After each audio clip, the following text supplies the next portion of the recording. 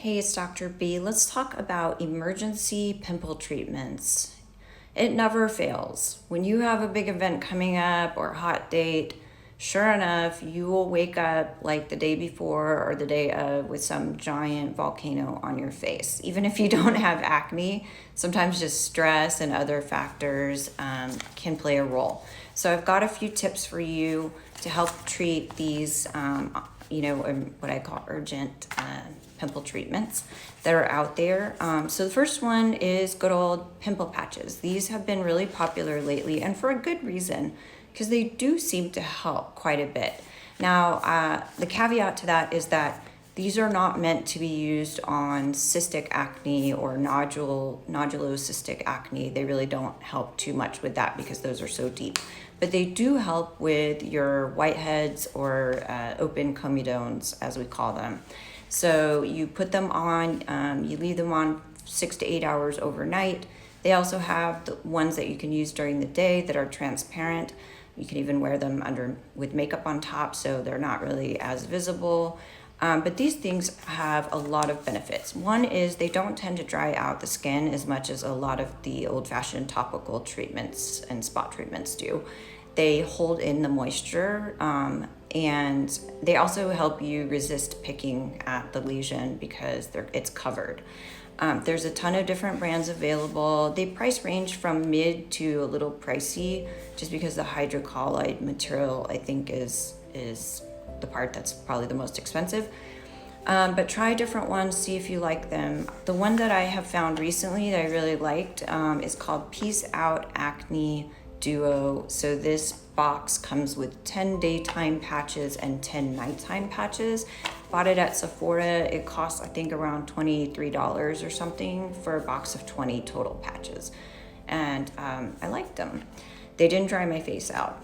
So my second emergency spot treatment is the Mario Badescu drying lotion. I know some people don't like this one because it definitely dries the skin. So I would say use caution, don't put it all over your face, definitely only use it on the spot. And the way it works is you're supposed to take a Q-tip and dip it into that pink sediment that's in the bottom and get that pink sediment on the tip of the Q-tip and then just dot it onto the pimple. I would recommend only using this for like 1, maybe 2 nights in a row max, simply because it is very drying. It might be irritating. You want to make sure you're not causing this, redness, flakiness, irritation, disruption of the skin barrier that just makes inflammation worse. But it's good in a pinch for 1 or 2 days.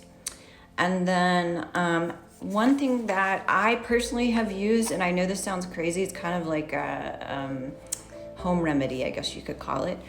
Calamine lotion or Caladryl. I actually like Caladryl the best.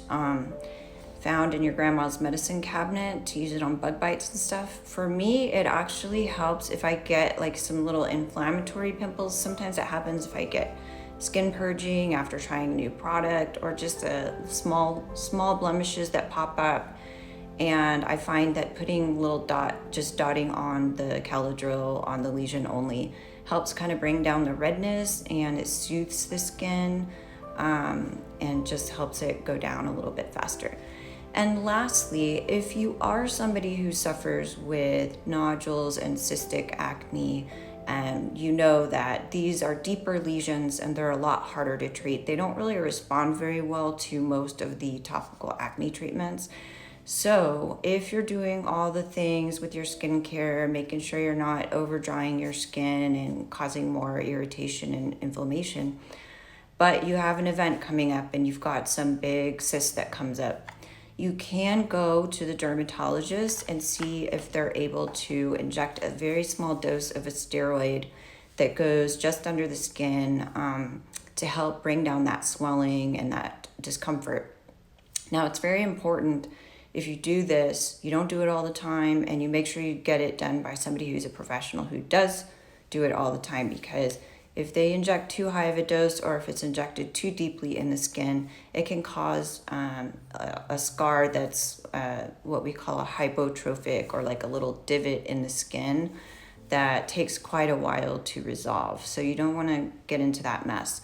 just make sure you go to somebody who's you trust if you're going to do the route of a steroid injection. Anyways, I hope all this stuff was helpful to you. Have a great day, and I'll see you again soon.